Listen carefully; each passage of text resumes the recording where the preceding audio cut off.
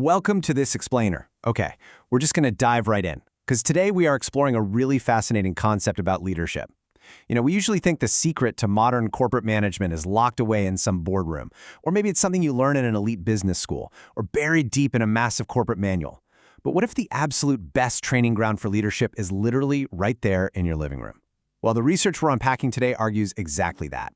And honestly, it's going to completely reframe how you think about building trust with your team.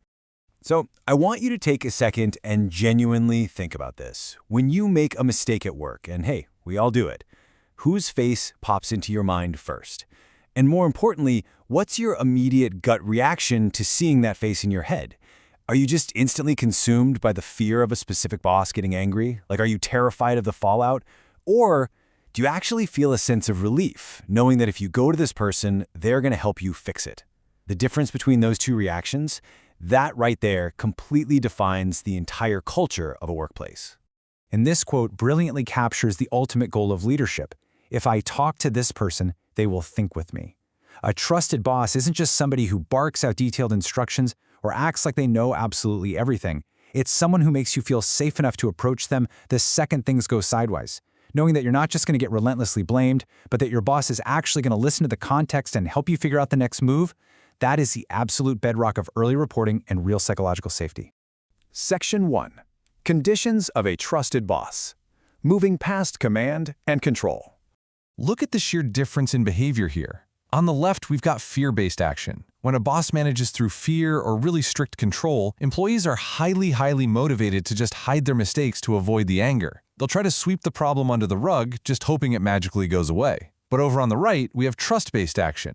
When deep trust is there, this amazing psychological shift happens. The employee doesn't report early just to avoid getting in trouble. They report early because they genuinely don't want to cause a massive headache for their boss or the team down the line. They bring the issue forward before it blows up, entirely out of consideration and respect. And honestly, that is the magic of a trusted boss. Section 2. Leadership learned at home. The surprising parallel to workplace dynamics. Let's actually map this out, because dealing with your family is basically a perfect mirror for how we should treat our coworkers. Think about your dynamic at home for a second. At home, you don't have a fancy job title. You have to read the daily moods of your family members, figure out how tired they are, navigate all their unique quirks. And if you're a parent, you have to let your kids make safe mistakes so they can actually learn, hopefully without breaking the TV in the process, right? Now compare that to the workplace. Because you can't just rely on a title at home, you really shouldn't rely on authority at work. Reading family moods? That translates directly to understanding your team's fatigue levels and how they work best. And letting kids learn by doing? That's exactly like giving your capable staff the white space to execute their projects without you breathing down their neck. The really big takeaway here is that a space with no job titles literally forces you to build genuine human connections, not just bark orders. If you try to act like a dictator at work just because your email signature says manager, your team is going to completely stop thinking critically. Instead of looking for the absolute best solution for the project, they'll spend all their energy just trying to guess what the right answer is to keep you happy. The home environment is this incredibly honest training ground, because you simply cannot manage your spouse or your kids just by pulling rank. It forces you to actually sit down, listen, and collaborate. Section 3. Take responsibility over managing. The true role of a leader during a crisis. The source breaks down this really healthy life cycle of a mistake. Step 1. When someone on your team makes an independent decision that leads to an error, the boss steps forward. They do not throw the employee under the bus. They take the hit and handle the external organizational fallout. Step 2. Before demanding to know exactly how they're going to fix it, the boss clarifies who owns what. They might say something like, "Look, I get why you made that call. Let me handle the higher-ups." Step 3. The subordinate is now fully empowered to actually fix the mess. Because the boss shielded them from all that crushing external blame, the employee doesn't have to carry the whole burden alone. This cycle trains the team to trust you rather than hide things from you. Now, we really need to redefine what taking responsibility actually means. It absolutely does not mean the boss swoops in and does the work for the employee. It doesn't mean playing the martyr and fixing every single error yourself. It means managing the organizational environment so the subordinate has the psychological safety and the white space to fix the problem themselves. That's how they actually learn and grow from the experience. Which naturally brings us right to the classic trap, micromanaging. When managers get anxious, they tend to fall into this trap on the left, checking every single detail, every email, every timeline. They usually think they're helping, but they're actually just creating a team of passive order takers. Your highly capable employees are eventually just going to throw their hands up and say, well, they're going to correct it anyway, so I'll just wait for them to tell me what to do. On the right, though, we have creating white space.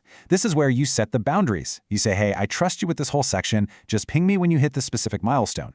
It leaves room for their judgment. It's a lot like letting a kid figure out a puzzle entirely on their own while just keeping an eye out to make sure they're safe.